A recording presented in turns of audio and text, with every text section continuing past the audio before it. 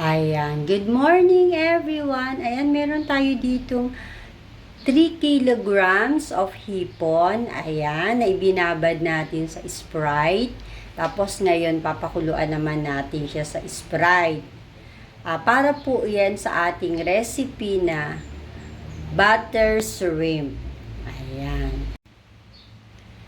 So, habang pinapakuluan natin sa Sprite yung hipon, meron naman tayong ditong 3 tablespoon of garlic, ayan, na niluluto po natin sa butter. Okay, dahil medyo pumula na po yung ibang hipon, kaya inilalagay na natin dito sa ating butter na merong garlic. Tapos gusto po ng customer namin is matamis siya. So, nilagyan ko po siya ng 2 tablespoon na brown sugar.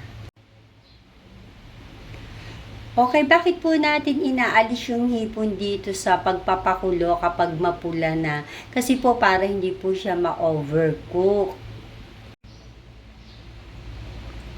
Ayan, papakuluan na lang po natin siya ng mga 2 minutes. Tapos luto na po yung ating butter shrimp.